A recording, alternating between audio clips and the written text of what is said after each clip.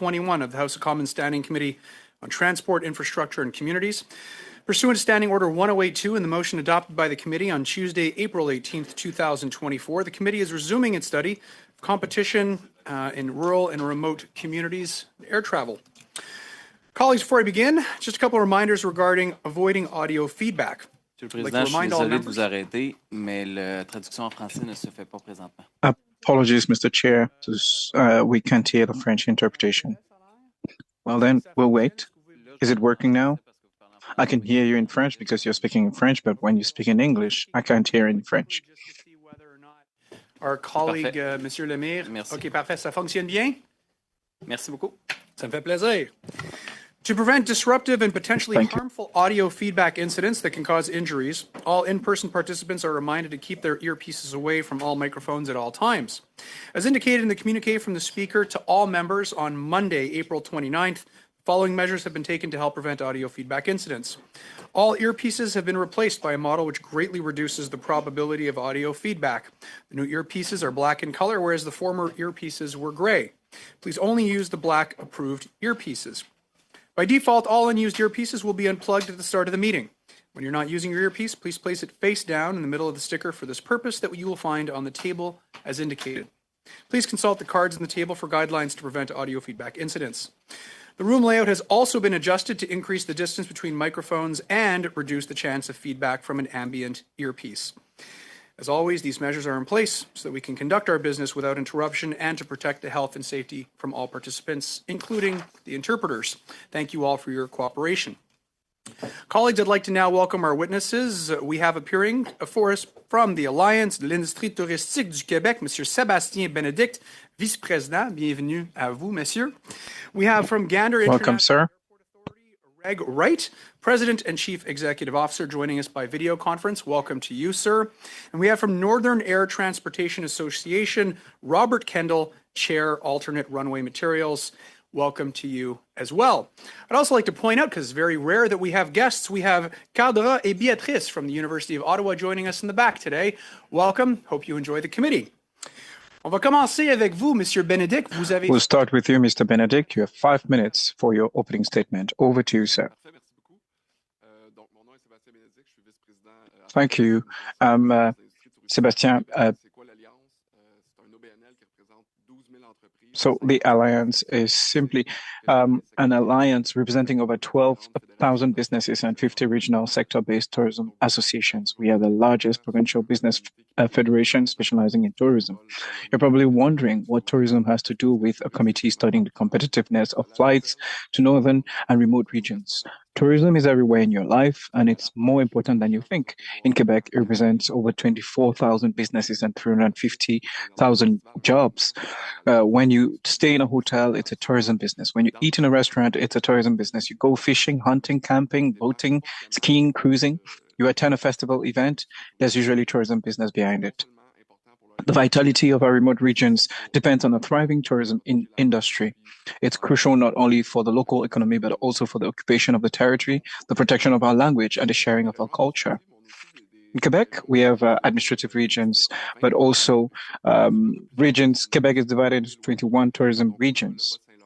We have Bas-Saint-Laurent, Abitibi, Témiscamingue, North Shore, Saguenay-Saint-Jean, Gaspésie, Magdalen Islands, James Bay, AUHA, and in 2022, out of the total volume of flights in the remote regions in Quebec, only 17% of these flights,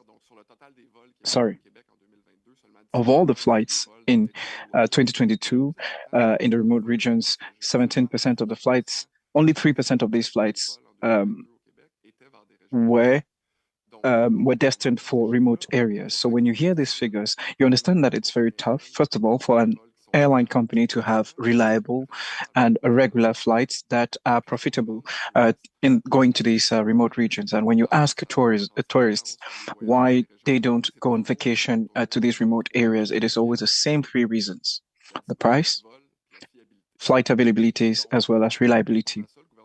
In order to address the situation, in April 2022, the Quebec government launched the Programme d'Accès Aérien en Région, commonly known as the $500 tickets. As a consumer, I simply go to a carrier who has subscribed to the program, and then I'll buy my ticket for Montreal, Saint-Hubert, or different locations. And simply, this company will turn to the Ministry of Transport to get refunded for the balance of the ticket. So, of course, it's not a perfect program. There are a number of things that can be improved. Now, ironically, while the Quebec provides subsidies to make regional flights more affordable, um, the numerous federal fees inflate the price for airports and airlines. So it's as if we had a fire in these remote regions, with the provincial government throwing water on one side and the federal government throwing gasoline on the other side. So this is a system that's not working, and we need to review the dynamic between the provincial and federal government. In conclusion, in 2020, the Alliance produced a joint brief with the FCCQ, the Federation of Quebec Chambers of Commerce, UMQ, Union of Quebec Municipalities, and CPQ on the situation of regional air transport in Quebec. There were four findings. The first one, air transport is an essential service for the occupation of the territory and development of Quebec and its regions. Secondly, the current regional air transport model does not meet the expectations and aspirations of the regions of Quebec as a whole. Thirdly, overall, there's a willingness to work with existing carriers in the region. And finally, tourism demand has not been properly stimulated, and currently it's difficult to grow the passenger volume. So 4 years and a pandemic later, this observation has not changed. It's the same reality, in spite of the concerted efforts at provincial level to bring together the stakeholders, the government, and carriers. But it takes real synergy between provincial and federal state actors. So if there's something that I'd like us to take home today, with the presence of the Alliance here, is that the solutions that we need to come up with solutions in order to make this reliable, and we cannot do that while sidelining tourism. Tourism has to be closely linked and be part of the talks between government and businesses. It is crucial if we want this to become a profitable industry, for us to have connecting flights every day. This cannot be done without the contribution of the tourism industry. That is how we're going to be able to make up for that flight volume. Thank you for considering the tourism industry today for your committee work. Thank you very much, Mr. Benedict. Next. Mr. Wright, I'll turn the floor over to you. You have 5 minutes for opening remarks, please. Thank you. I wish I could join you in person today, but glad to be here to make an appearance.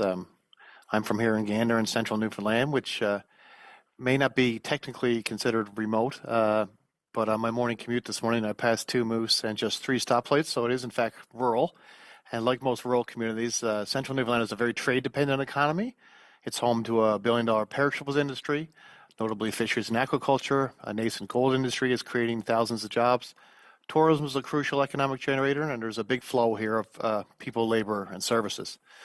So in this big, beautiful home we all call Canada, aviation is really the load-bearing wall that holds us all together. And no mistake, there are some pretty wide foundational cracks have developed since the pandemic, and it has some of us listing for sure. So despite 2019, COVID-19 receding in the rearview mirror, our airport here in Gander has only recovered 2/3 of its 2019 passengers. And there are other airports in Canada facing much worse, some on the precipice of closure. So you'll know airports are crucial public assets, but they also operate as a business. And the primary business of an airport clearly is airplanes and passengers, neither of which has really recovered in many cases. And even in the earliest days of the pandemic, it was very clear that air travel would become less convenient and more expensive. And there's also a fairly clear divide between how passenger traffic and air service have returned to large urban hubs versus regional markets like ours. And I knew then, and I see it now, that clearly the small airports would be the last dogs to the bowl of recovery. So this is where we sit today, and there's 4 real major influences there, forming a sort of, I can't say Bermuda Triangle, Bermuda Rectangle for Canadian travel, which we're coping with now collectively. The first is that there's an acute pilot shortage, which is improving, but still a challenge. And this naturally favors larger aircraft flying between larger cities to achieve economies of scale. It's not just in the cockpit. There's a shortage of qualified personnel in control towers, the maintenance hangar, behind the counter, below the wing, at the border, and other key areas. The second being airline mergers and retrenchment of service at hubs have disproportionately affected smaller Canadian markets. There are some fleet issues as well in terms of aircraft availability, but more particularly the retirement of airplanes in the sub 50 seat market. I can tell you here in Atlantic Canada, in particular, travel within the Maritimes has only recovered about 60%. It's really been eviscerated. And the cost of everything, as we all know as consumers and community leaders, cost of everything's up. Labor, fuel, boring materials, all those things, all those inputs are up, and over 2019, clearly.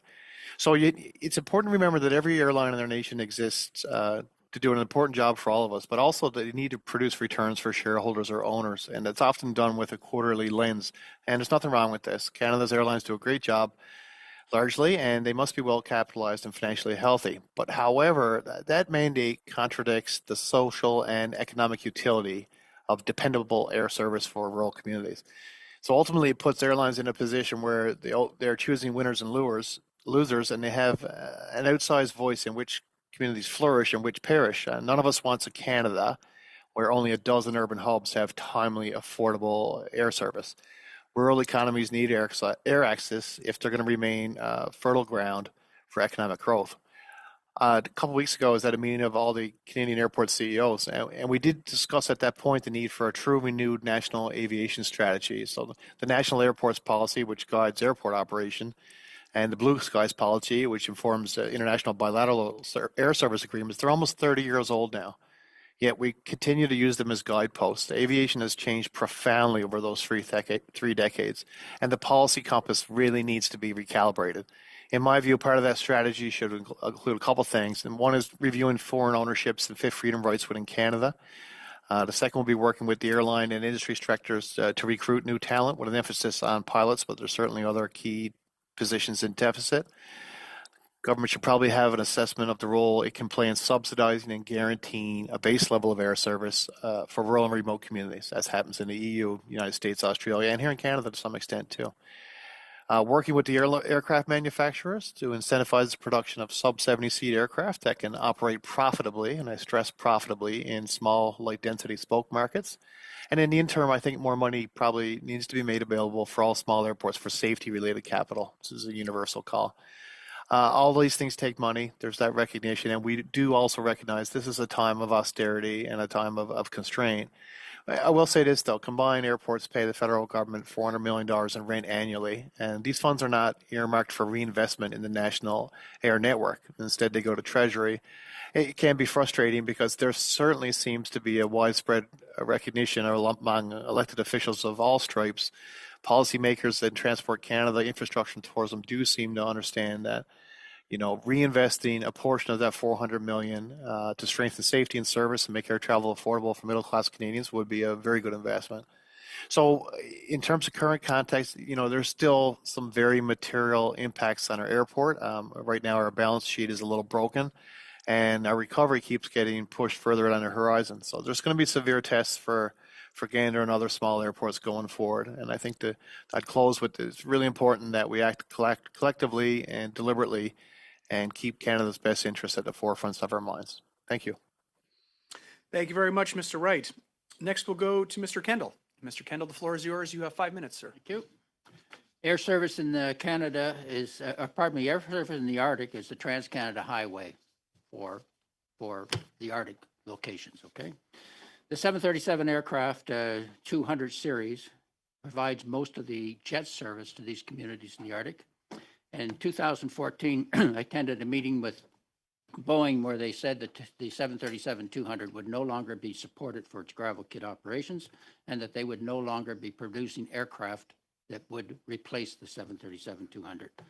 In 2017, we formed a committee called the Alternate Runway Materials Committee to investigate the suitable wearing surfaces that would be able to work as efficiently as asphalt or concrete.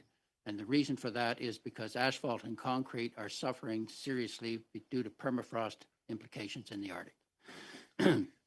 Today, numerous aircraft are being manufactured with composite materials, and many of these aircraft are not going to be certified for gravel runway operations, of which there are well in excess of 90 gravel runways servicing communities in the Arctic.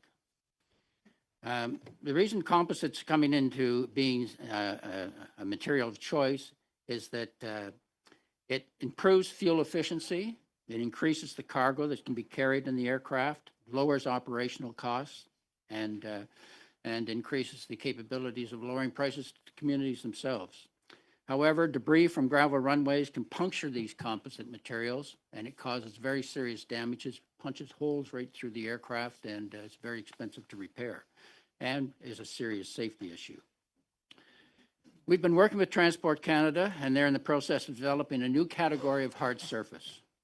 For materials to be recognized as a new hard surface, they have to demonstrate that they're capable of the same level of safety as traditional hard surface runway materials. That would be asphalt, asphaltic concrete, and concrete.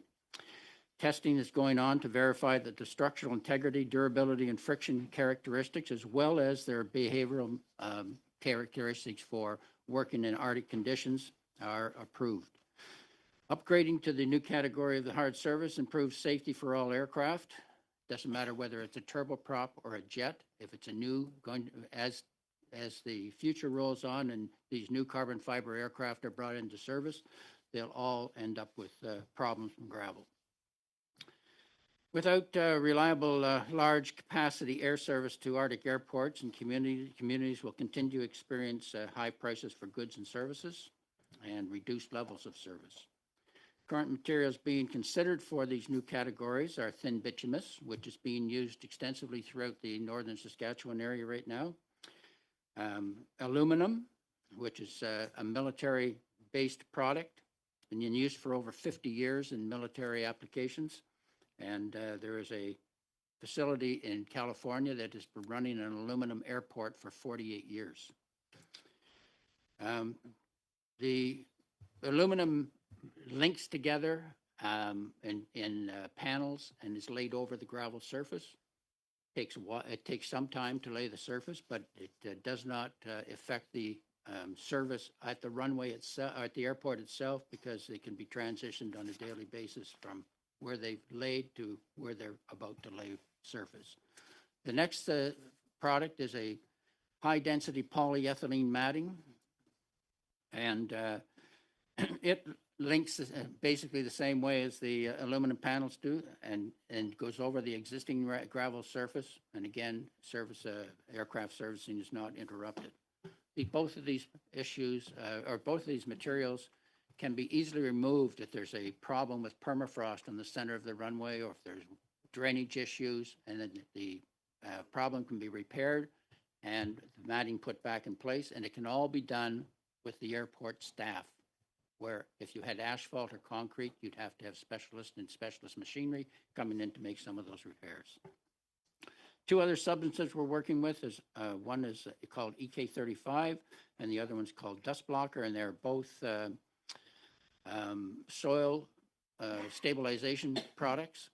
And the EK35 has been in use in the Arctic now for 20 years at several airports, primarily mining operations and what have you, but they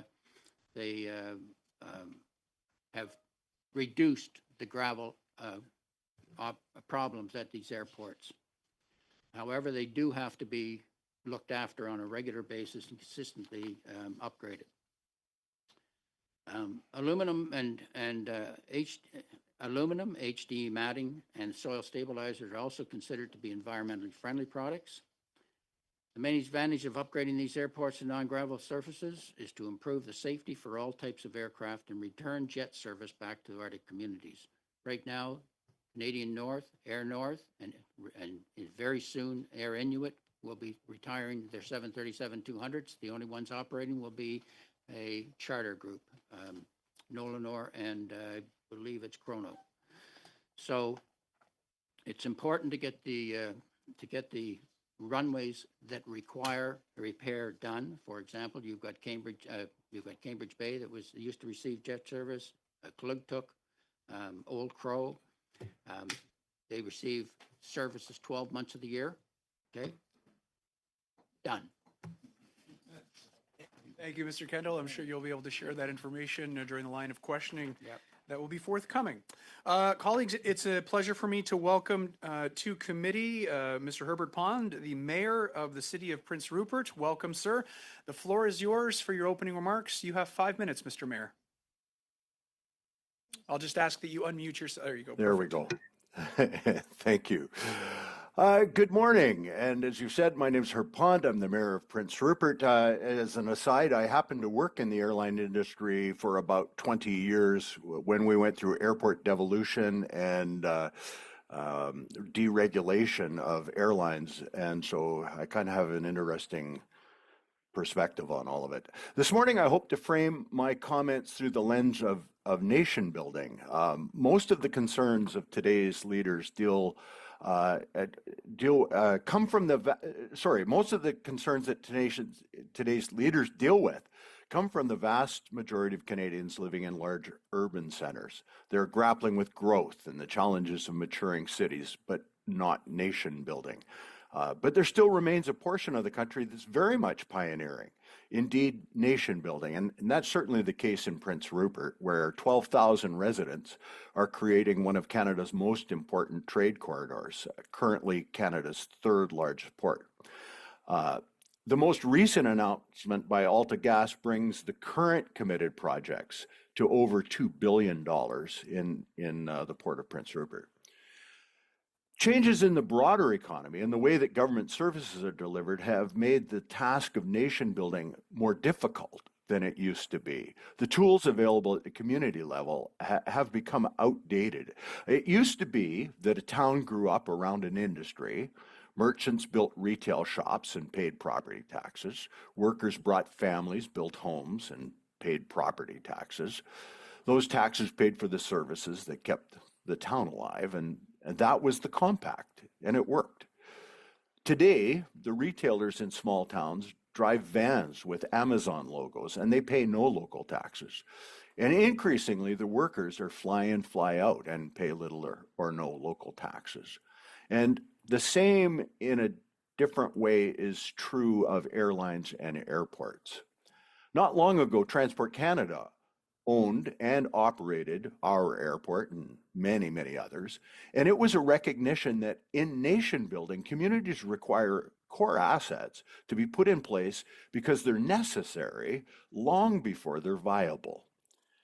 And not long ago, airlines actually held rights to certain routes, which allowed them to make investments in those routes and commit to their development. Today, airlines move like piranhas in feeding frenzies, seeking only the most lucrative markets. A community like Prince Rupert with a heavy industrial base has no choice but to maintain an airport. We are not only a heavy industrial base, but we're the hub for 4 other First Nations communities who depend completely on access to that air ambulance service. There must be access to air ambulance service or the port will fail. This is particularly true in the winter months when travel by road to the nearest airport is often ill-advised or not possible at all. So the community of Prince Rupert watches with grave concern as air carriers play their game of three-dimensional chess with their rationed equipment and flight crews. Fare wars right now in our neighboring community draw traffic from our airport. We estimate roughly 40% of our air traffic now moves through our neighbor's airport. That traffic justifies more flights next door and fewer flights in Prince Rupert. And the fewer flights mean it's more difficult to fly in and out of Prince Rupert, which means even less traffic. In Prince Rupert, what was once 5 jets a day in the 80s is now down to 1 Q400 daily. And we worry that without intervention, that trend is irreversible. All kinds of other infrastructure disappears as that process is taking place. Rental car companies and the support services for the airlines. And so the burden gets shifted to the local taxpayer, and that burden becomes enormous. So I thank you for the opportunity to speak, and I look forward to your questions. Thank you very much, Mayor Pond. Begin our line of questioning today with Mr. Muse. Mr. Muse, the floor is yours. You have 6 minutes, sir. Thank you, Mr. Chair, and thank you to all the witnesses for participating today. I want to direct my first set of questions to Mr. Kendall.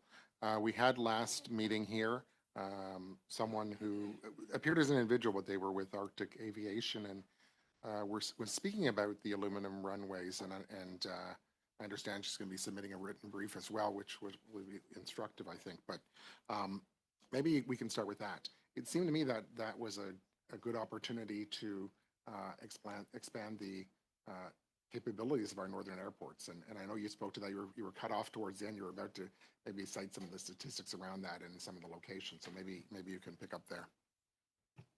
So the aluminum runway is a system that has been in use by primarily the American military and NATO partners for, as I said, over 50 years. They land everything on it from jets through to heavy transport, carrying up to 850,000 pounds. And the company that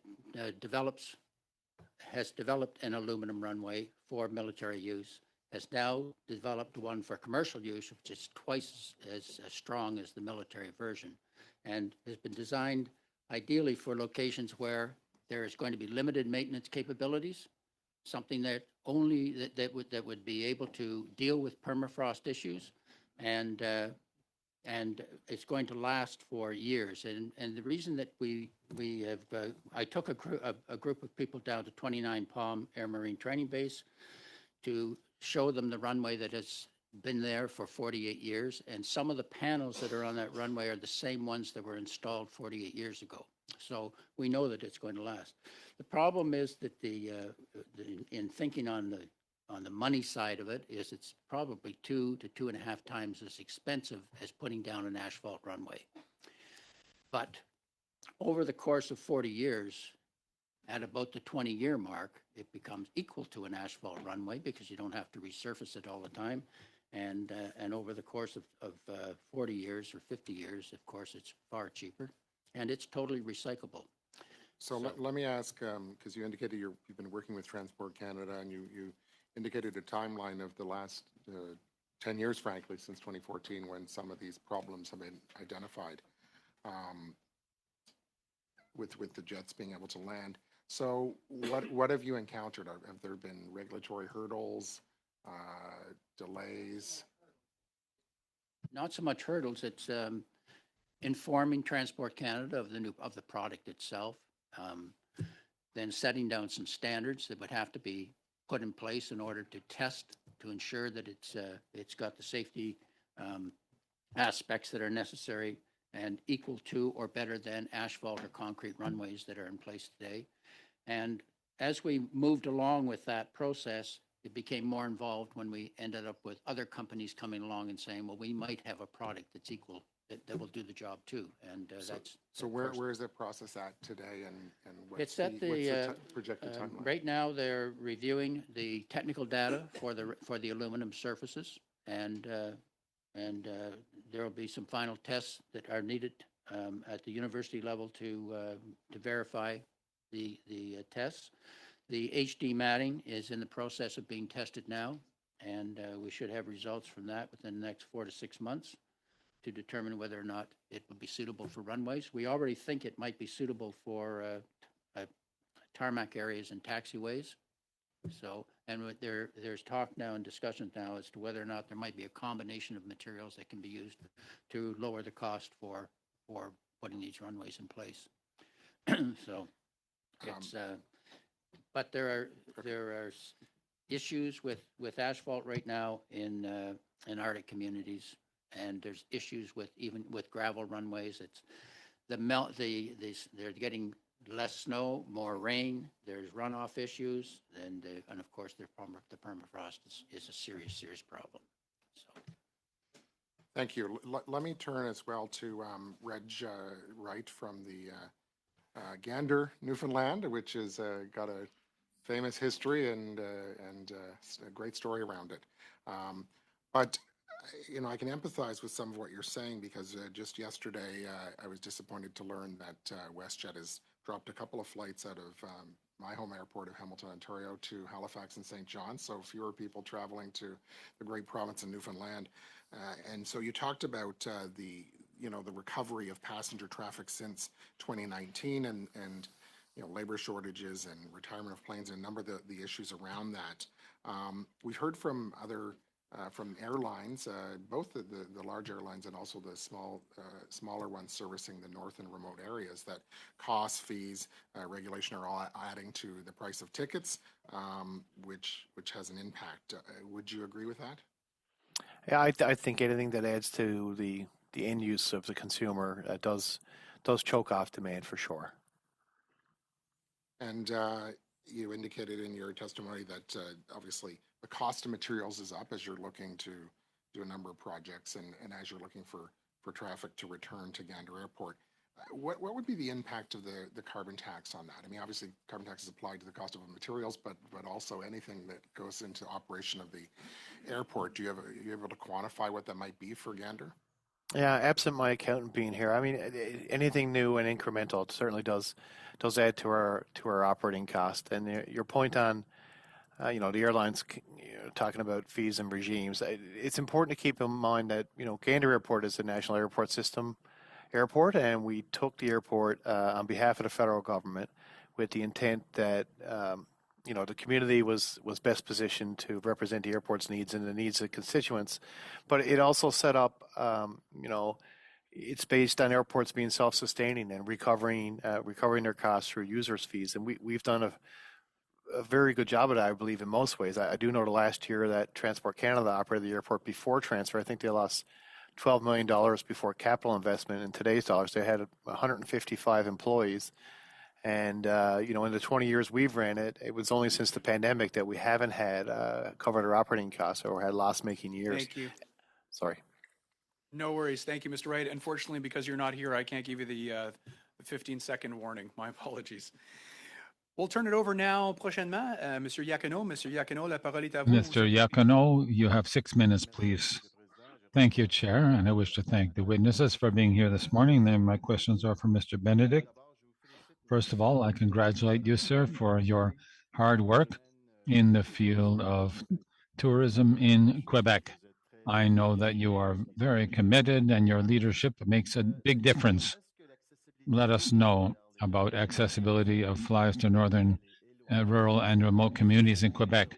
Has that improved over the last several years, or has it deteriorated? Well, if we speak purely in terms of numbers, before the pandemic and the more recent ones that we have for 2022, 76% of volume pre-pandemic has been recuperated in remote regions. So we haven't yet returned with the full capacity pre-pandemic. Is there a factor in there?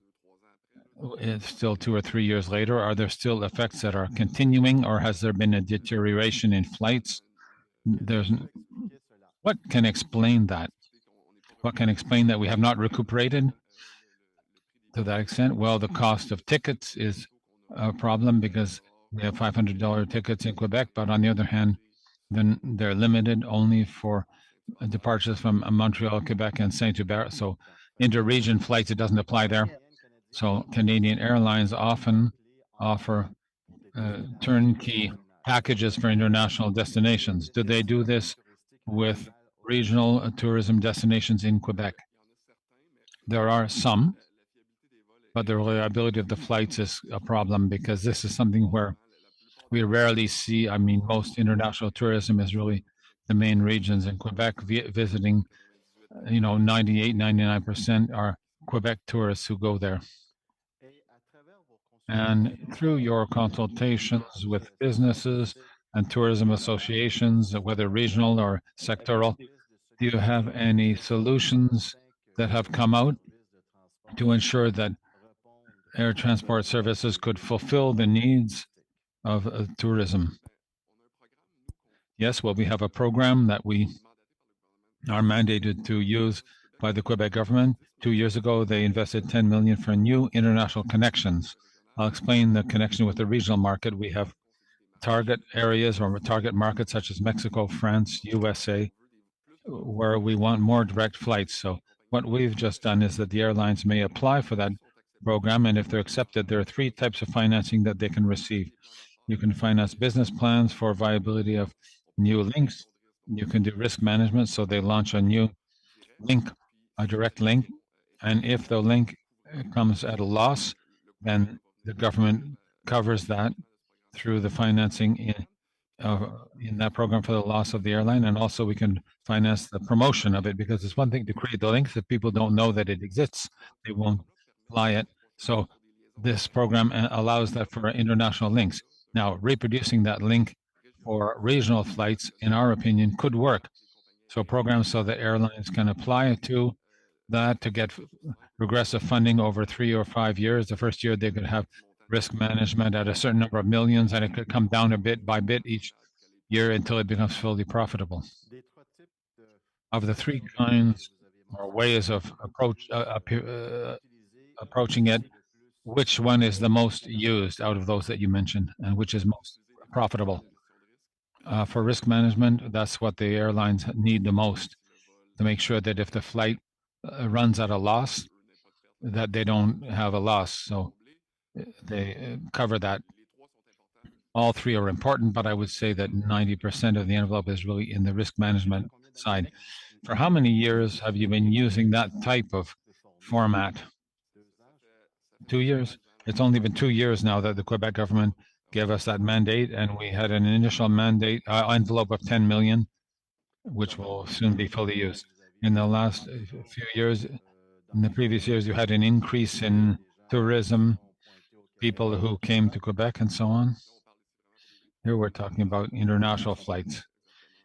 Yes, exactly. But my point is that that model could be used for flights within Quebec or elsewhere in Canada, within a given province, in order to fly to the regions. How do you see the future of regional air transport in Quebec, and why is it important to you? Well, the future of regional air transport in Quebec, as I said in the opening remarks, is a service we consider essential to occupy the territory. If we're not able to visit the regions, then the vitality of those regions will decrease. And also, we're convinced that tourism is a way to keep those regions alive and enable them to thrive. So we need to facilitate regional flights. As of now in Quebec, the program I talked to you about, for the $500 tickets, we have a few companies using it: Air Canada, Air Quebec, Air Inuit, Air Liaison, PAL Airline, and Pascal Aviation. So to different sizes of companies, of course. So we can see that this is something where there is a need for the airlines, but we have as much need to subsidize tickets for people to go there. It's a problem. It's not viable in the long term. Subsidies come from taxpayers' pockets, so we need to make those flights profitable. As you said earlier, both levels of government, Quebec and Canada, ought to work more together and collaborate more.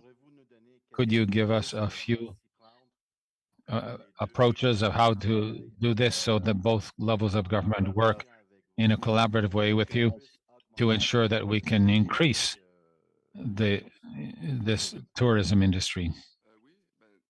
Yes, well, one of the examples, and here I'll cite a number from Air Canada, a flight from Montreal to Rouen-Noranda at 640 kilometers. Washington to Charlotte in North Carolina, it's 140 kilometers. The same flight in distance in Canada, it's $158 of cost. In US, it's 73. It's more than double. So I don't want to go into each individual costs of navigation, security fees, and airport fees. Are certainly some of those fees that are justified, but when the destinations that we compete with can offer a ticket price that is half, because it's not competitive, and it's in some way ironical that we're subsidizing tickets because they're too expensive. So we use taxpayer money, so the consumer pays $500. But on the other hand, there are all kinds of fees that increase the cost of the ticket, and as soon as you're in a destination where the $500 tickets don't apply, then the problem is quintupled. Thank you, Mr. Benedict. Thank you. Next, we have Mr. Lemire. Over to you. You have 6 minutes, please. Thank you, Chair, and thank you for your welcome. I'm going to go along the same lines as my colleague, Mr. Iacono. First of all, I'd like to ask you a question. Air transport is under the jurisdiction of which government? Is it a provincial jurisdiction or is it an area of federal jurisdiction normally? Well, listen, I'm not sure if the idea is to get into a jurisdictional squabble, but I'll give you a kind of a political response. But occupation of the territory is a jurisdiction that I think is both provincial and territorial, and or federal rather. We have a large province. Quebec, as I said, is 1.5 million square kilometers, 5.6 inhabitants per square kilometer. It's quite disproportionate compared to other destinations that we compete with. So, in order to get your question in a roundabout way, the airports and access to our regions are important both from the federal and provincial point of view. I don't think that one can unload all the responsibility to the other. I like your answer very much, but what I note in Quebec is that often when it's a matter of solutions for regional air transport, the federal government, well, it's a jurisdiction if we refer to the British North America Act, and that didn't exist in 1867, air travel, but the federal government has a responsibility. And if there's a government that's proactive, it's more Quebec than Ottawa. Now, as an MP from Abitibi-Témiscamingue, I find it interesting that you use the example of Rouyn-Noranda compared to a flight in Washington, but the reality, it's more expensive to go to Paris than to the regions, and that's been the case for a long time. I'd like to hear you on the system of the user pays, or the free market. To what extent is that something that hampers effective air links, and what role can be played, in fact, by the governments to ensure that we can have an affordable, reliable, frequent, and efficient service for our regions? Do we need to shift our paradigm once and for all? Yes, the current model, in our opinion, is not working. So you cannot have, well, I just have the numbers for Quebec, but you cannot have flights with 13 passengers on average to the regions and expect the airlines to offer that in a profitable way. And I'm not here to defend that, but once you base it on that principle, those regional flights have to be filled. So what we'd like to do is that all remote regions, or the hubs, should have 2 flights in the morning and 5 and 2 in the evening at least $500, and we should fill those flights. So can we launch programs to help the airlines in the short term to fill those links? We perhaps could put rates of 70% reserved tourists, 20% for business, or whatever. We can put parameters on it to make sure that all the people that take those flights, we end up not with just locals who have to travel and they cannot fill those flights alone. One of the challenges we consider is that the costs that are passed on to passengers are about 40% of the ticket. We're talking about various tickets, airport fees, so on. We know that the federal government is going to collect $50 to $60 million from the Montreal airport, for example. Obviously, those bills are passed on to the customer.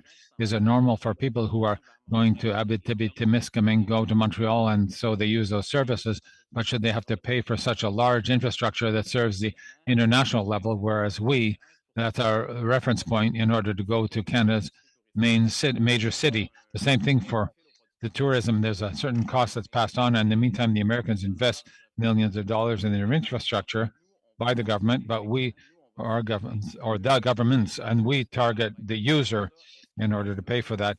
Is this a pathway you could explore? I like the 4th proposal you made when you say that we've thought over the fact that we're not maximizing our industry, we're not maximizing our flights. In contrast, all the signals are for people not to take planes. How can we change that tendency and bring down the fees concretely? Of course, if we ask the user to always pay, then we see what we have now. The example that you gave is it costs less to go to Paris than to go to certain regions in Quebec.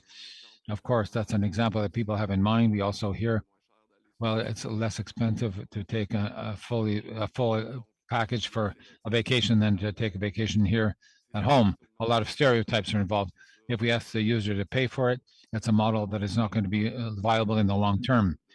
We talked about percentages. A plane ticket, often for a tourism, represents up to 40% of the cost of the travel.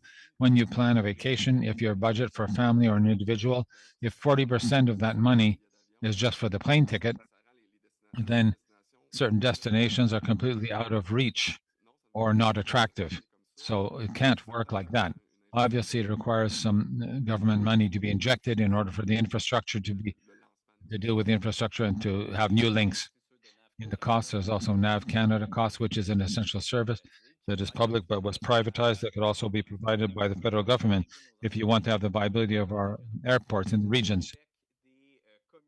In Quebec, there are certain committees, you can tell us more about that, for discussion of how to improve transport, air transport, and a government initiative. Who sits on that, and is the federal government represented?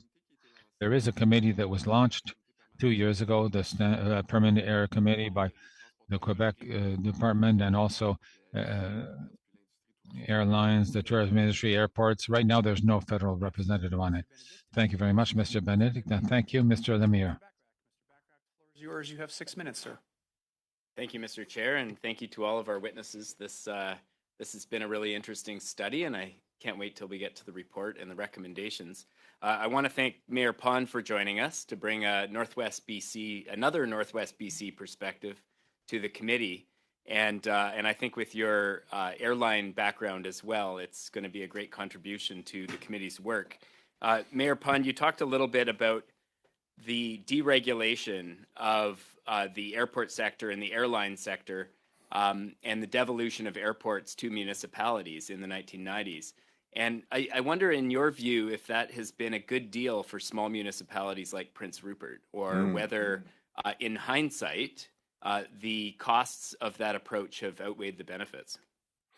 Yeah, I would say the latter in our case. There's many benefits. So I don't want to rain on the whole parade. There's been a tremendous benefit. I think it's lowered costs for Canadians. There's been efficiencies achieved. Certainly at the major airports where there's significant traffic, and you can actually make a go of those airports. But if we believe that air service is critical to community life, and I would argue very strongly that it is in my community's life, we just won't be able to continue to do what we do without air service. Then you have to ask yourself, is this free market system meeting the need, or is it putting Canada's third busiest port in jeopardy? And I would argue the latter. There are challenges, and municipalities can't. I sort of went through the litany of the other challenges to the tax base. Municipalities can't be picking up everything. The local retired teacher that wants to stay in Prince Rupert can't be the one that has to pay for everything. When you talk to businesses, potential investors in the community, what do they tell you about the impact that the current availability and price of air service has on their decision-making process? What it does is it sort of amalgamates all the. It's hard to describe it, but everything goes to the winner here, right? If there's a nearby airport, there is in the case of Terrace, it's accessible most of the year, so it's not reliable for us on an emergency basis, but it's available most of the year. As more and more traffic goes through there, as WestJet and Air Canada hammer it out and fight each other for fares and whatever, there more traffic flows there. Then what happens is the rental car companies all build their capacity there, and so increasingly those businesses are saying, look, we want to come through Prince Rupert. We actually, when you look at the safety of moving their crews down the highway versus landing in Prince Rupert, that's a safety factor for those industries. They don't want to incur 2 hours of highway driving down the Skeena River, although it's beautiful. They don't want to take the risk with their crews, but they are simply forced to because with a single flight a day, there's not enough choice in terms of frequency. The market is there. That's the most frustrating part, is the market is there. But without some sort of kick or catalyst, Air Canada and WestJet will deploy their resources fighting each other rather than serving a particular community. And I don't think that policy meets Canada's need, quite frankly. You mentioned the two big carriers fighting it out in markets where they both see a business case. In really small markets, there isn't likely to be enough traffic to justify having two carriers, to allow two carriers to coexist and compete. And so I'm wondering what your ideas might be around how to ensure affordability and to attract those investors to the community. This all relies on having relatively affordable airfare and reliable airfare and enough frequency. How do you do that in the absence of competition? And what role can the federal government play in that equation? Well, the airfare part is something that is hard. That's hard. But I think a certain amount of minimum service could be a requirement of a license. It could be a requirement. If you're going to operate in British Columbia or in Canada or whatever, there should be some requirement to say you're going to maintain a minimum amount of service in this community, this community, this community. We actually do a fairly good job of holding Air Canada accountable on a regular basis. We will call them up and say, listen, have you looked at your fares out of Prince Rupert? Have you looked at your fares out of Terrace? Why? And they'll do but if you don't keep your eyes on them, they bump them right. This was my frustration, honestly, when I worked for the airline industry. I was then CP Air. We had the highest revenue miles flying in and out of northern communities like Prince Rupert, anywhere in the system. We made more money revenue miles than they did flying to Tokyo or anywhere else. And yet, they would put all their equipment into battling each other between Calgary and Vancouver. And it was like, really? Like, come make some money up here. They can make money here.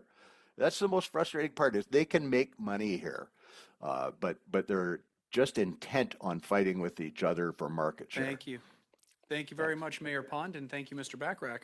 Next, we have Mr. Strahl. Mr. Strahl, the floor is yours. You have 5 minutes, sir. Thank you very much, Mr. Chair. My question for Mr. Wright to begin. We've certainly heard, we've just done a study on Lynx Air, the latest low-cost carrier to abandon their project of providing low-cost fares for Canadians, and they cited some of the regulatory burdens and the high fee environment. We've heard previous panels in that study talk about how the federal government treats the aviation sector as a bit of a cash cow, and I'd like to get your feedback on that. I guess I'd first like to, if this information is public or you're willing to share it, the amount that your airport paid in airport rents to the federal government in the last year, for which figures are available. Sure. Actually, as part of pandemic support, our payments to the federal government were waived essentially for last year, and we'll resume payment this year. For our airport, it's not a sizable amount. It runs to about, I think it's about $55,000, $60,000 a year based on a graduated revenue formula. But when you get into major hubs, it's sizable rent figures for that. And yeah, I mean, we have been asked to operate under a user pay system, and that's what airports have done. That is, they try to collect enough money from passengers and users to fund capital, and there's no getting around it. It does add cost to the system. So sure. There's a bigger thing at play with who should be operating airports. I think the current model has a lot of positives in terms of service and capital and infrastructure, and there's a bit of a legacy over 20 years. But I think it's fair to beg the question of who should be operating them, because it does add to the cost for sure. Right, and what's your current airport improvement fee charge for passengers? Right. So ours would be in the top 75th percentile in Canada. So ours is currently at $35, and there's a very simple reason for that. We have to spread operating costs across too few passengers. So that's added to the ticket, not unlike some of the other charge fees and charges that are there that I know airlines don't like, and we don't like anything that destimulates travel either. Right. But that's a product of trying to finance. I mean, we got an airport here built in '59 for an era that's long past, and we have to finance that based across very few users in a user pay model. Right. And do you have offhand the amount of grants and contributions you receive directly from the federal government in terms of airport infrastructure funding, or did they buy you a new snowplow or anything like that last year in terms of the direct investment from the feds into your operation?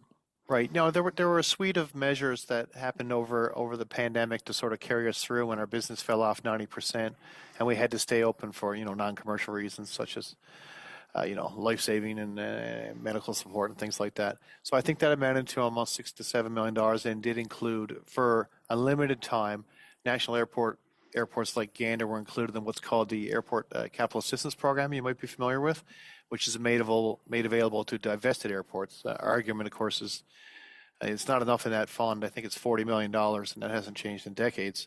Right. And NASA airports aren't eligible because we're supposed to be self-sufficient.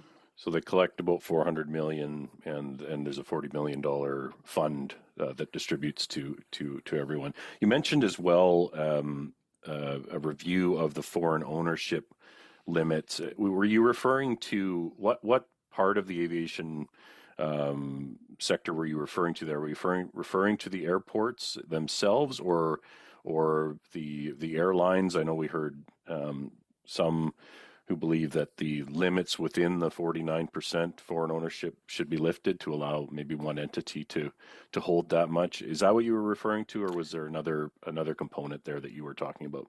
No, I was referring to the airlines, and I don't have a strong opinion on one way or another, but I think it's important to have at least a cursory look at it and to see if it would be stimulating. I mean, certainly, I joined the rest of Canada and seeing that the collapse of Lynx Air is poor for Canadians.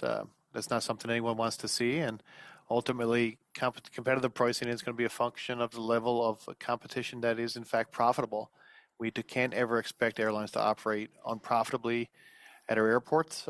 It's not like a bricks and mortar investment. They have wings. They don't make money. They fly away. So it's very, very crucial that they're all healthy and have good balance sheets and all that good stuff. I guess the question here today is, how do we work together to ensure that? Right. Mr. Chair, I can't see your red flag there. How much time do I have left? You have 45 seconds, Mr. Strahl. Okay, I'm going to ask Mr. Kendall. We talked about the 737-200 series plane from Boeing, essentially 10 years ago now, being no longer supported for gravel kits. That's obviously the workhorse in the north.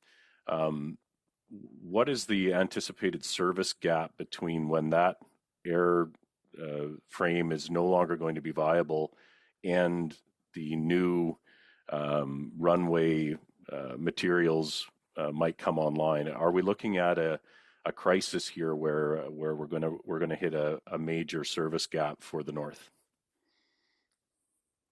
At this point, there's certainly enough. I won't say enough, but there are runways that have asphalt, and they will operate aircraft that do not have gravel kits.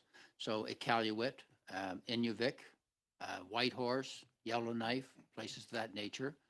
And cargo will come in there. They'll be offloaded onto aircraft that can go to gravel runways. And it's just that with the pilot shortages and things, and crew hour problems that are existing, flights are reduced and service is reduced. So some of the communities rely on air service 12 months of the year. If you get above 60 degrees latitude, 12 months of the year, everything comes in, passengers, cargo, what have you. So if you're running with an aircraft that carries 1/4 of the load of a jet, thank you, Mr. Kendall. Four aircraft. Thank you so much, and thank you, Mr. Strahl. Next, we have Mr. Rogers. Mr. Rogers, the floor is yours. You have 5 minutes, sir. Thank you, Chair, and welcome to all of our guests today. This study, of course, is, as we say, focused on competition in the airline industry and what that might do in terms of improving services to rural and remote communities. Of course, we all know that the state of the airline industry across the country has been impacted immensely by some of the challenges posed from the COVID period. My questions will be directed to Mr. Wright. Welcome, Reg, for being here today. Thank you. Gander, of course, has been known as the crossroads of the world in a different era. Probably the most important airport in Eastern Canada for a long, extended period of time. And international flights would be in and out of there regularly, refueling and visiting Gander. And of course, the Come From Away tourism show that now is playing at Gander on a regular basis highlights the 9/11 period, of course, and Gander is well known because of that.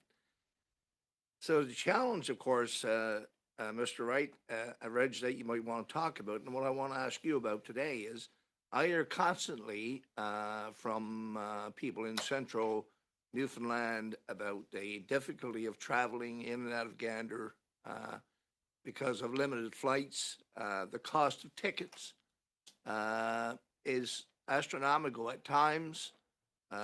Flying from Halifax to Gander return for over $1,000, for example. The people say to me on a regular basis, we need more competition. We need more competition for Air Canada as they fly in and out of Gander. And kudos to Air Canada for keeping their services alive and keeping the airport operating. So, Reg, what I want you to articulate for this committee is, what are the things that you think needs to be done in Gander for an airport like Gander and for all the regional airports that we're talking about across the country, if these airports are to survive and if we are, able to improve the services to the people that you serve and to address the complaints around competition. So what are the things you would suggest to this committee that we include in a report to the federal government that might somehow provide that service? Yeah, excellent point and questions. I think a broad assessment of airfares in markets that are considered monopolistic or don't have many of the nation's airlines there would be helpful. I do know in our market there's a host of challenges that you outlined, not the least of which can be pricing. Pricing can be an issue. That said, for the summer, there's some good pricing in the market. And in a free market, the largest contributor to pricing is not going to be the stage length of the flight or any of those things. It's going to be the level of competition. It's not unlike it's a town with only one grocery store. I'm going to expect the head of lettuce is going to come at a premium. So really, it becomes incumbent on these smaller communities to attract and retain competition in the market, which is really down to consumer preference and choice. And some have been successful, and we have had competition in market too. And I do know when WestJet had a presence here, I think the airfares came down almost 35%. Porter has the same effect. But the issue right now is there's too many small airports courting and chasing carriers with a finite capacity for expansion. And in some cases, too few pilots or airplanes who actually come into new markets. So it very much it's a tricky situation, and I do think it does go back to a point made previously around incentive or subsidy, and that would be a shared effort between perhaps province, country, and airport authority that can help de-risk airlines come to new markets, because ultimately a lot of them don't make money in the first year in a new market, and if we can take some of the risk out of it, allow them to build traffic, I think they can become a fixture in market. But certainly that's what needs to happen. If we want to talk about ticket pricing, certainly fees and ancillary things are contributory, but competition is ultimately what will bring down airfare. Reg, I'm interested as well. You made a comment about a renewed national aviation strategy. Did you want to elaborate a little bit on that? Yeah, we were talking among peers, and it just seems overdue. I think we keep going back to you know, that biblical age, but some of these policies we view as profound things have happened in travel and aviation and technology over 30 years. And I think as part of any review of competition, looking at, the Blue Skies Agreement in particular informs competition and access to the nation. And those things need updating. And I think it really needs to be sort of a tail to nose review of what aviation means and all that, including things like pilot recruitment among young people.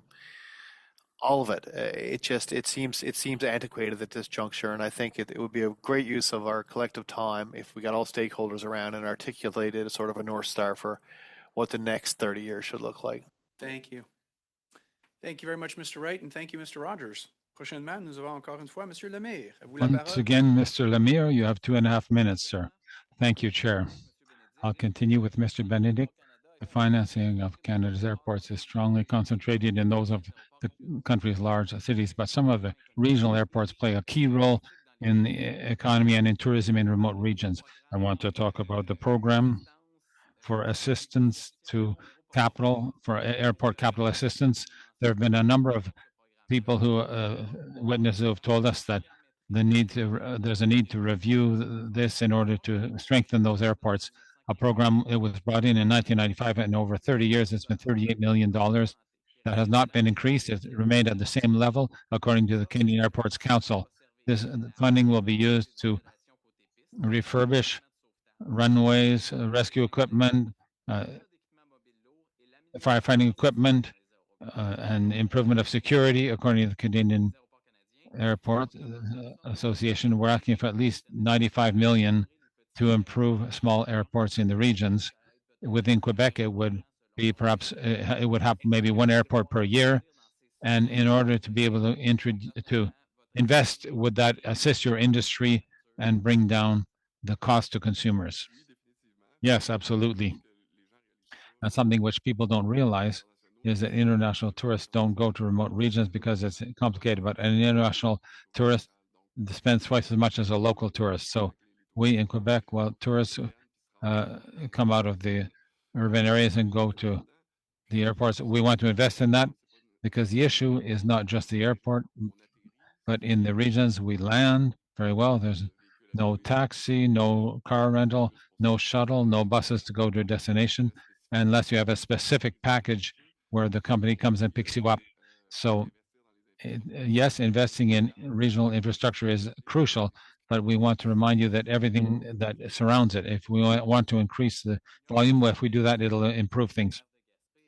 The mayor of Gaspé came to this committee and made a suggestion to enable the regions to structure things and have obligatory tendering processes for those remote communities. Should we decentralize the management of airports and enable them to negotiate with an airline regarding the operations in a regional airport? Will that help, do you think?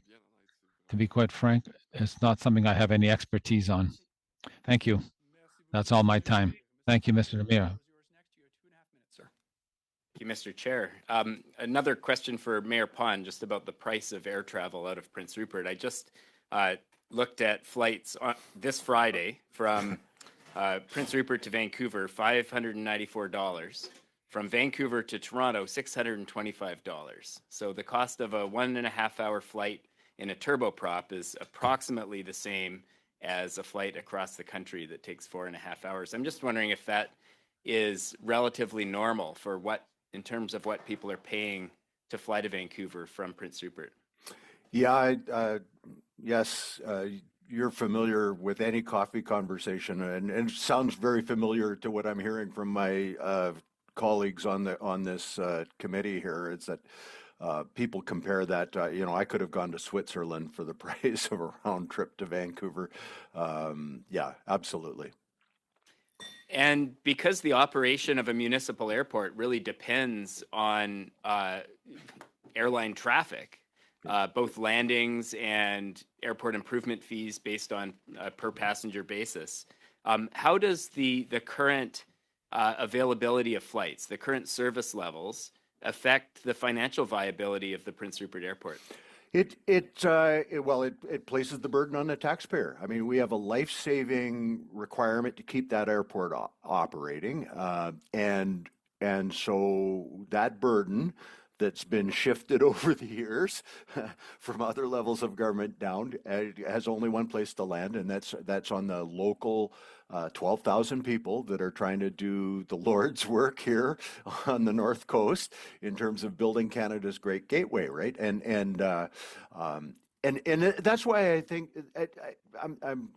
I'm a fan of a lot of what's taken place, but at the margins, we've got to recognize that it is not a great model for how you keep these essential services operating. If it's depending on user fees and traffic, and now you're fighting amongst communities for that traffic, it's a race to the bottom, and in the end, it is not good public policy. So, Mayor Pond, are you saying that property taxpayers currently have to subsidize the airport Correct. operations on account of the low traffic volumes? Correct. Absolutely. I think we were probably into it for about $1 million a year right now, and I don't even want to think about what would happen if we lose the one remaining flight. And we've seen that. I think when you get to one flight a day, we've seen in other communities that becomes unsustainable because now you're distributing the cost of operating that airport, across those few users that are available. Thank you very much, Mr. Bachrach, and thank you, Mayor Pond. Next, we have Mr. Davidson. Mr. Davidson, the floor is yours. 5 minutes, sir. Well, thank you, Mr. Chair, and I want to thank our witnesses, and especially Mr. Benedict. On behalf of tourism from coast to coast to coast, and in the great province of Quebec, and obviously the province of Ontario, do you consider it's both the province of Quebec and the federal government's job to, promote tourism? Je peux répondre en français. English, or whatever. It'll just, excuse me, Mr. Davidson, I'm going to stop your time there to make sure you didn't lose that wonderful opening that I would love to hear you say again. But, Mr. Benedict, on a des traducteurs, Mr. Benedict, do we have interpretation available? May I answer in French? Absolutely. So you may speak in a language of your choice. Thank you. Yes, at the Alliance, we're working in close collaboration with Destination Canada and the federal government. We have a somewhat unique model in Quebec compared to the rest of Canada. In Canada, organizations who promote tourism internationally and their organizations I'm just saying the federal government should be passionate about tourism, the province of Quebec passionate about tourism, the passion. Oui, ben définitivement, mais j'essaie de comprendre le sens de la question. Yes, I'm trying to understand your question. Recently, the Liberal Minister of Health stood up in the House of Commons and said families taking their kids on road trip this summer are, quote, letting the planet burn. And given that the government considers road trips to be unacceptable activities for Canadians, are you concerned that the Liberals also consider trips or vacations taken by Canadians by air to be unacceptable as well?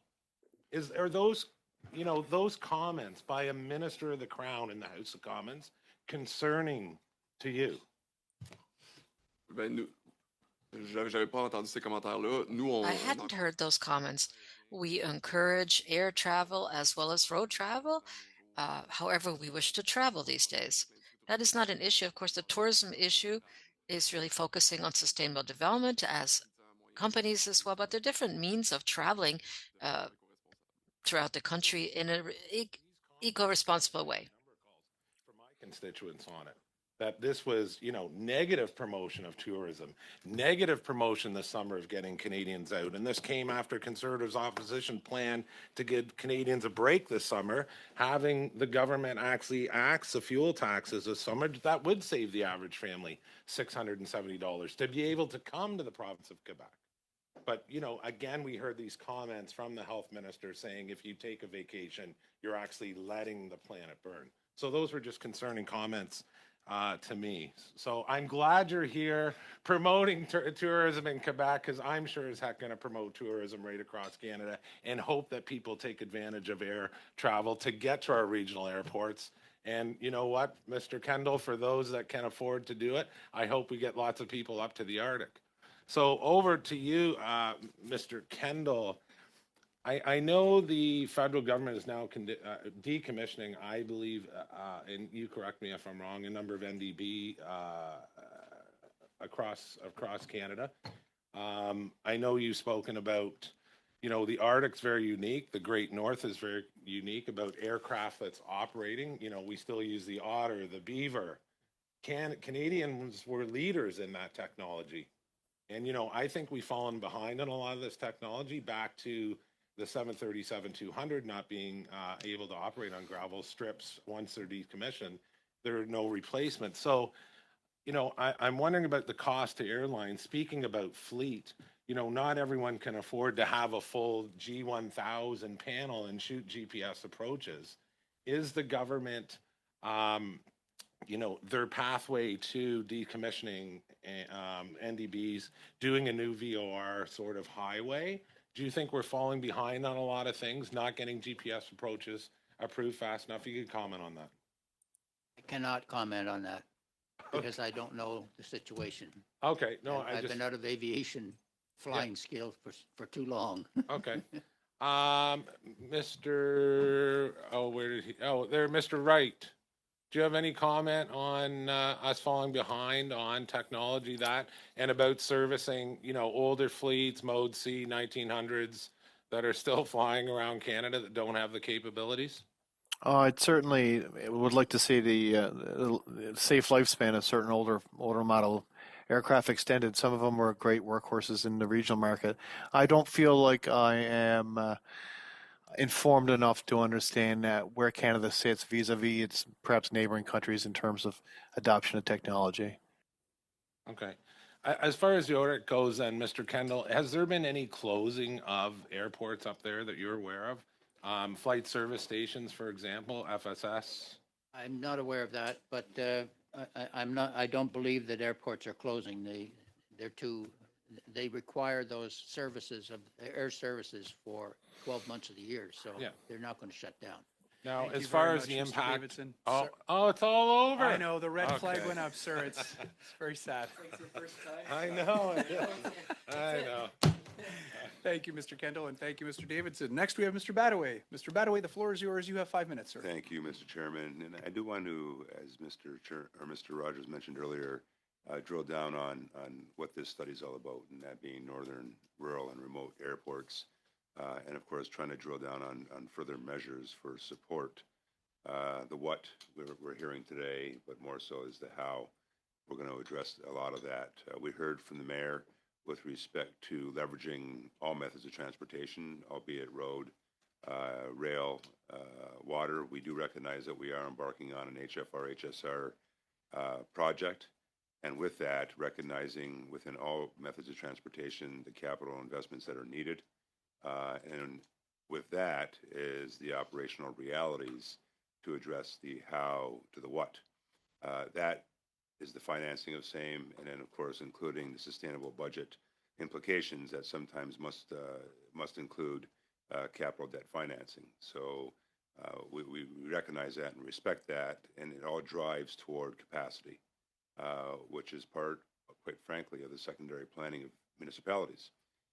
It could be water, sewer, it could be roads, but in this case it's airports and methods of transportation.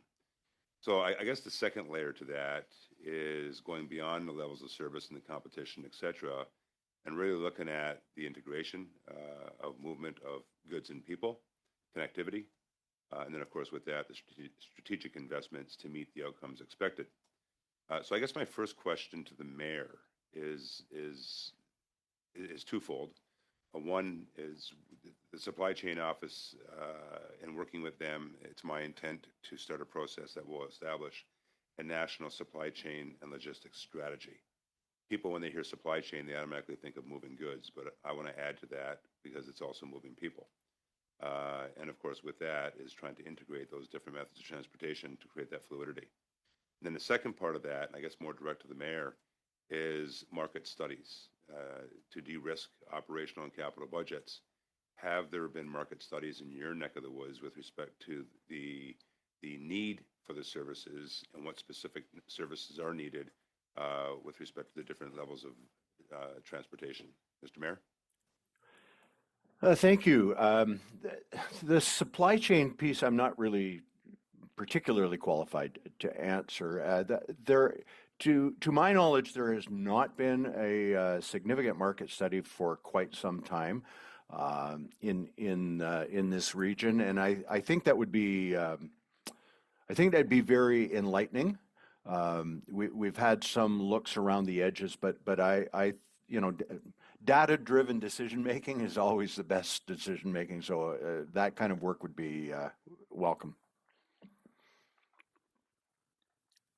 And to all the witnesses, we're in a new era of transportation. We're sort of building from the old that's been around in rail's case for a century. But of course now trying to integrate water, road, and air, which is newer than the rail. And with that, we want to ensure operational excellence. And Mr. Mayor, you hit it right on the head with respect to data-driven decision making, and of course investments. So I'm going to go to Mr. Wright and ask him the same questions based on the east end of the country. Yeah, to your point, we do. You mentioned, you referenced market studies, and that is really the spine of how you make a pitch to an airline for newer enhanced air service. So we do that recurrently with consultants and internally, and we also quantify the amount of people who live in our market but fly from a neighboring market, as can happen in Prince Rupert, of course. As for the integrity of the supply chain and multimodal, Newfoundland Labrador does not, or the island portion does not have TRAN, of course, but we're taking a deep look at that. There's some pretty substantial opportunities, and when it comes to the flow of goods and cargo, you don't need to be in a major urban center to play an active role. So I'm interested to see what's going to happen there in the next coming years. Thank you, Mr. Wright. Mr. Kendall, same questions. Same question. Same questions, yeah. From your perspective in the north end of the country. Yeah, for the north side of it, again, air service is basically the Trans-Canada Highway for the north, for the Arctic, and you've got to have it everywhere in the Arctic relies on it. Goods and services are going 12 months of the year, and the pandemic did not affect any of the operations at the airports. If anything, it increased it. So you've got medevac flights coming out of there all the time. It's good. I want to make one comment though about pilot shortages, because everybody's mentioned that. Just so, you may have already heard it or not, I don't know, but it costs $140,000 to train a pilot today to his commercial level of 250 hours. And you really need 500 just to get into the right-hand seat of a commercial aircraft. So children are not going forward and getting pilot's license like we did in the past.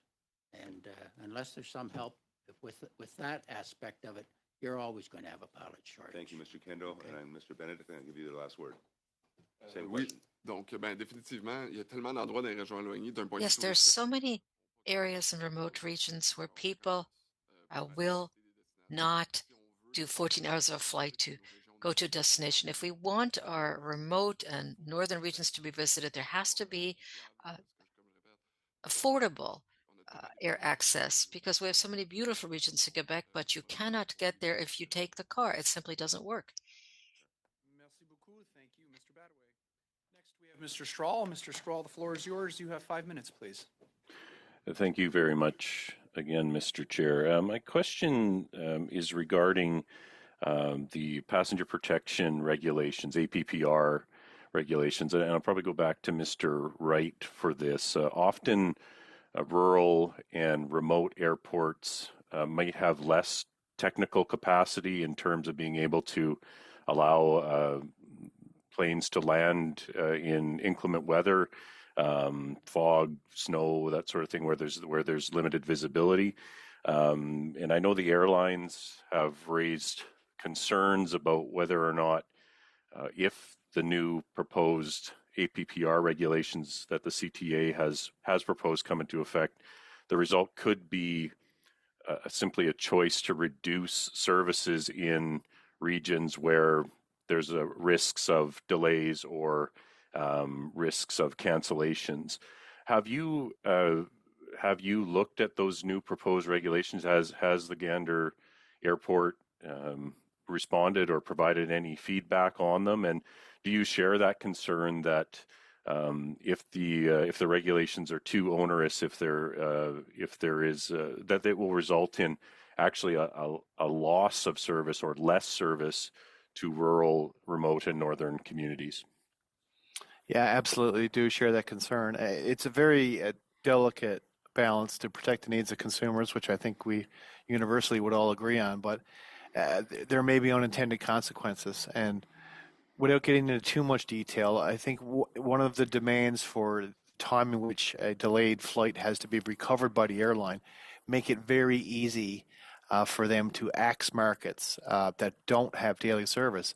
It's easy to get another tail to fly route if you're in Trudeau or if you're at Pearson, but when you're in Moncton, New Brunswick or Gander, you got to remember most of these shoulder season services are built on non-daily service, where we have carriers flying 2 to maybe 4 times a week as they try to build demand and go to daily. So that's crucial. And we talk a lot about airline profitability. I won't say it in front of the committee here, but sometimes the margins on what airlines make per passenger can be quite shocking, quite shockingly low. And if the penalty regime is too high, it can wipe out months of profitability in a single flight. So again, not against it, but I do think that it needs to be carefully assessed in terms of, what is the impact on air service in rural communities, and furthermore, is it a disincentive to travel? Also, keep in mind that any costs borne by the airlines are ultimately going to be handed on in some shape or form to consumers. Thank you. I did want to also talk to Mr. Kendall about the flight duty hours. You talked about pilot shortages, and you talked about if the capacity, if you have to fly 4 flights to replace the one jet that no longer can fly into a gravel runway, you need 4 times the crews. And you talked about $140,000 to train up a pilot, and oftentimes the small rural or regional airlines train up the pilots who are then immediately poached for the more profitable the bigger airlines, if I can put it that way. So you become almost a free training ground for someone else to poach your pilots. But we've heard as well from again rural, remote, northern airlines and charter companies, et cetera, that they're having a real difficult time with the flight duty regulations and Transport Canada's lack of flexibility there. Obviously, pilot safety, aircraft safety is number one, but can you talk about the impact that those regulations have had on the ability of northern airlines or northern operators to continue to provide as you say, the vital lifeline to northern communities? I can't talk at length about that. All I can tell you is that my experiences in talking with the people who are operating up there is that with the distances you have to fly, the capacity of the aircraft or the distances that the aircraft is able to fly in itself with a full load of fuel, sometimes it causes layovers. It causes pilots or crews not to be able to go to the next stop. It's where before they would have an extra 2 or 3 hours to fly. They would make it to the next site and complete the run. They may have to lay over a day now and do the remainder of the trip. It has caused from what I have heard, it has caused serious issues. There's no question. And with crews being as limited as they are, it's true. And to answer your other question too, by the way, I didn't answer it fully. The last 737-200 will be out of service with Air Inuit next summer. So thank you very much, Mr. Kendall, and thank you, Mr. Strahl. Next, we have Mr. Fillmore. Mr. Fillmore, the floor is yours. You have 5 minutes, sir. Thank you, Mr. Chair, and thanks very much to the witnesses present and online. I'm sorry Mr. Davidson is not here. I just wanted to say to him, we really appreciate his passion on the topic of emissions, and I did feel I needed to remind him that Canada has the third lowest gas tax regime in all the OECD nations, and Canadians are the highest tailpipe emitters in the world, and we all need to do better. But having said that, we heard from the witnesses today about the challenges that we're facing: inflation due to pandemic and war, the cost of capital similarly related, mergers, the shortages of skilled labor, be they pilots or on the ground, foreign ownership within Canada, availability of capital. There are a number of headwinds that the industry is facing right now. Government's certainly doing its part. We want to know more about what else we can be doing.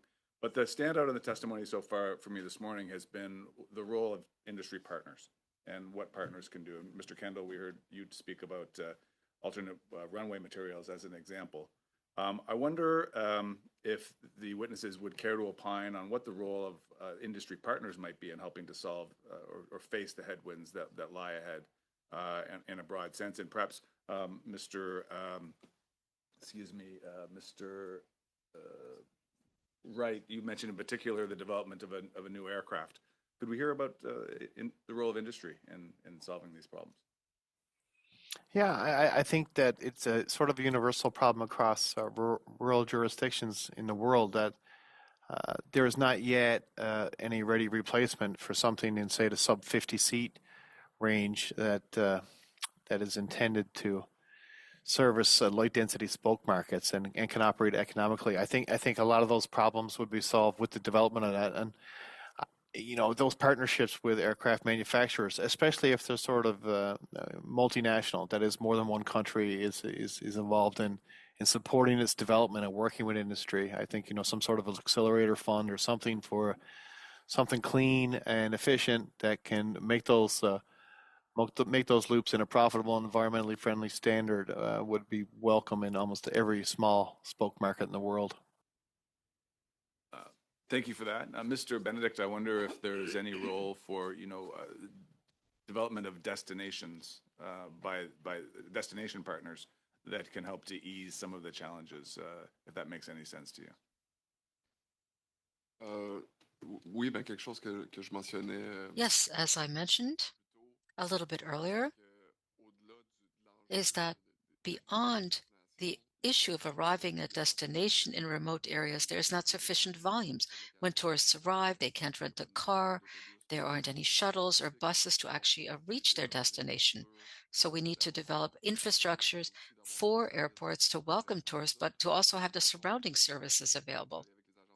To do this is to work with travel agencies and those who organize packages that when the tourists arrived, we can either provide transportation for the tourists or to help the airlines to facilitate that. The goal being that we want to have full airplanes landing in places with full hotels, so the whole operation is profitable. I understand. I wonder if in the moments that we have left in my time, to stick with an airplane analogy, if we pull up on the stick and rise up above the clouds where the visibility is unlimited, if we look ahead to where this industry is in Canada in 20, 30, 40 years, where do you see us being at that time? I'll just give you one example. I mean, we're hearing about electric airplanes. We're hearing about the possibility of hydrogen-powered airplanes. We had a witness on the study earlier who's involved in ideating about a future with dirigible airships to help solve some of these problems, although we didn't get any testimony on that. But I just wonder where the witnesses see our industry in Canada in 30 years and what we might be doing now to help get there. And I would open it wide open to anybody who wants to think expansively. On the dirigible airship side of the house, they will likely be short haul. Mining companies might operate them, that sort of thing. They're slow, so at this point, 70 knots. So you're not going to have one coming up from the south to the north, but perhaps it will be from a hub center where they would take supplies into a short distance, 70 to 100 miles, whatever. And I know Boeing, Lockheed, those companies are all looking at developing those types of aircraft now. And then, of course, in the next 40 years, you're going to have more composite body aircraft flying. And there's going to have to be some method of ensuring that they're safe when they're operating off of the runways that they're using. Thank you. Thank you very much, Mr. Fulmore, and thank you, Mr. Kendall.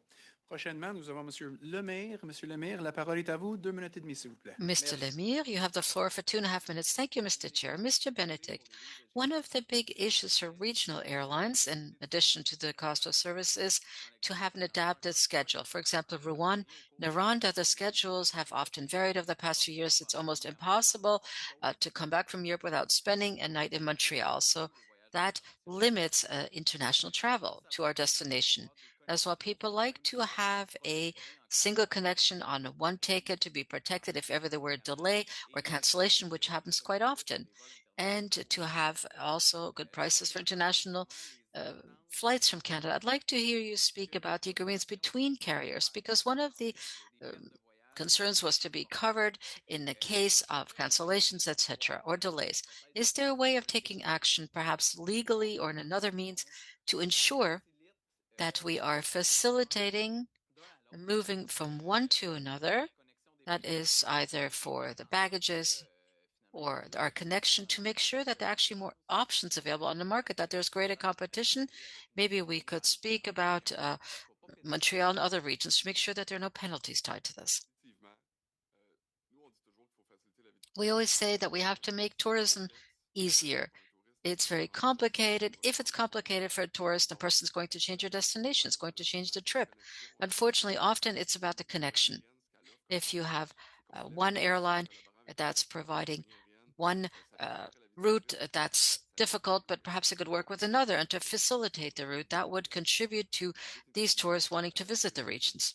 Of course, it's difficult from a market point of view to ensure this and to make sure there's collaboration, but I think that's where we have to go if we want to further develop tourism. And of course, it'd be good if the return flight were less expensive in the regions. We're limited by the availability of flights. They have to come back with the same company. It's the same thing for international connections, but these are all innovative solutions that we could put in place to help our regions. And I know perhaps you can't always give a rebate for somebody to take a return ticket, but maybe you could offer a possible return with another airline. Well, we're saying that international tourists often don't have access to the regions. They come to Montreal or Quebec City. They have no other options. There are very few tourists who pick up on those options. Once again, everything is about the price, and that is the number one point that tourists will choose. So if they're penalized because they must go elsewhere, they have to return from the same place. We've simply eliminated that from the calculations. They're going to choose the other option. Thank you. Thank you, Mr. Chair. And one last question for Mayor Pond to round out the meeting. We've heard from the big airports in Canada who pay rent to the federal government to the tune of some $400 million per year, that they would like that rent either waived or reinvested in airport infrastructure as a way of supporting their operations and driving down costs for users of airports. Of course, that doesn't speak directly to the needs of small airports, especially municipal airports that are owned by the municipality. And I wonder if there might be some sort of similar accommodation provided by the federal government that would make the maintenance of airport infrastructure and the operation of airports easier for municipalities like Prince Rupert, whether it's on the infrastructure side or the operating side. Is there a need for greater federal support? Yes, I think we need to step back and take a look at the network. We look at these as individual airports, as if any one of them can survive on their own. But every flight has an origin and a destination, and many of them have connection points in between. The big change that took place back when the airline industry deregulated was we got the hub and spoke model. Airlines finally realized that 30-40% of their transcontinental traffic actually started in small communities like Comox or Prince Rupert, or and fed in. We need to think of that network as one, so that if Vancouver Airport's got excess money and paying rent, that should be enabling Prince Rupert to continue to operate, and Terrace to continue to operate, and Smithers to continue to operate, because Vancouver cannot do what it does if there isn't other airports in this. It's a network, and we somehow have stopped thinking of it as a network. So, if I may, Mr. Chair, I'm guessing that's sort of an argument that if the federal government is going to subsidize airports to the tune of $400 million per year, that it should think beyond just the big airports and make some of those monies available to the spoke airports that feed the hubs. Is that what you're saying, Mayor Pond? Absolutely. The fundamental should be that this is one great big network. Some of these airports are going to be profitable. Some of these airports aren't going to be profitable, but they all are necessary for the entire network to work. And however that money gets transferred back and forth, it is for you guys to work out, but we've got to stop thinking of these as individual airports. Thank you very much. Thank you, Mr. Bachrach, and thank you, Mr. Pond. We'll conclude today with Mr. Strahl. Mr. Strahl, the floor is yours. 5 minutes, sir. Thank you very much, Mr. Chair, and thank you to the witnesses for appearing and giving us your insight. Mr. Chair, I'd actually like to take this time to ask you a question. We had a motion passed by this committee to extend an invitation to Ministers Fraser and Minister Rodriguez to come and appear before the committee to defend or discuss the estimates and the budget. Mr. Fraser appeared with his officials, and we were able to do that. We have not heard from Mr. Rodriguez, as far as I know, and obviously we are running out of dates here before the estimates are reported back, before we have those final votes and before we would have that opportunity. So I'm wondering if Minister Rodriguez has responded to that invitation. Perhaps you could let the committee know, and I would say on behalf of Conservatives, we would be willing to sit for an extra hour or schedule an additional meeting if the timing for our meetings before the House rises for the summer does not allow for it. So perhaps you can let us know, has he responded, and if not, are you willing to re-extend that invitation in the hopes that we can do as we did with Minister Fraser and have those questions? Thank you, Mr. Strahl. I conferred, with our clerk, and we have not received a response back with regards to Minister Rodriguez's presence. Okay.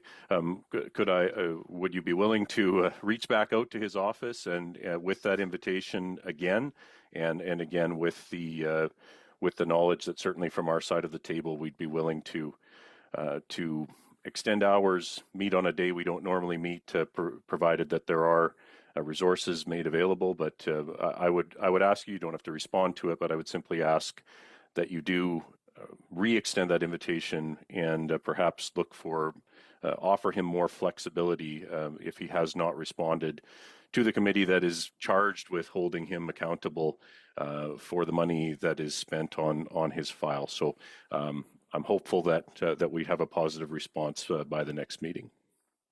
Thank you, Mr. Strahl. Duly noted, and I will work with the clerk to ensure that that is done. Thank you. Before we conclude today, colleagues, if it's okay, I'd like to ask one question to our witnesses that I don't think has been addressed, specifically to Monsieur Benedict. Seeing no objection. Monsieur Benedict, merci encore une fois pour votre présence ici aujourd'hui. Mr. Benedict, thank you very much for being with us. The program put in place by the government of Quebec, that $500 subsidy for tickets to travel to rural and remote areas, is of great interest to me. I'd like to know this. Is this a program that after 2 years works well? Have we seen an increase in the number of tickets that have been sold to travel to these regions? In your mind, has this delivered the results that you were looking forward to? Thank you for that question. We're very happy with this program. There are some issues, however, that the people who buy these tickets is during the holidays. So at that time of year, there is great demand. So we're trying to promote these tickets throughout the entire year to make sure that people buy them ahead of time. And right now, there are only 3 main airports, the Montreal, Quebec City, and St. Hubert airports, offering them. We're working with the government to ensure that this could be expanded to, for example, Gaspésie, and not only to go to urban centers. We want to make sure that there's greater reach. So I think that we've tried to identify the best solutions for Canada, and if it works in Quebec, perhaps it could work across the country. Well, perhaps you, your organization, or does the government of Quebec have statistics in hand to show how much money was invested by the Quebec government that is tied to the amount spent in tourism? Is there a return on investment that is a dollar per dollar amount? Would you have any figures to show that? Because I find that this is a very possibly interesting pilot project, but do we have evidence that it is working? And if so, perhaps as members, we could use this model and apply it to the rest of Canada. Would you have that in hand? Well, the data we have for tourism is that $1 invested, it's again, is that $1 invested stays here, and rather than being invested in go to Europe or elsewhere, a dollar that we invest stays here in the country. So often we don't calculate that, we don't factor that in. So we're actually inciting people to visit to remote regions.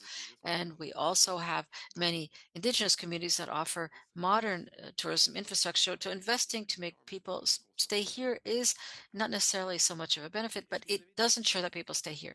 Do you have any statistics or any facts that show how much the Quebec government has already spent during year 1 or year 2? I believe it's been in place for 2 months. Perhaps you could look at that. And then maybe we could look at perhaps seeing this compared to an increase in tourism in the region. Would you have the statistics? Well, I don't have them with them right now, but I could obtain them and submit them to the committee. That would be greatly appreciated. Thank you. Contributing to this very important study. With that, this meeting is adjourned. Merci à l'équipe de traduction.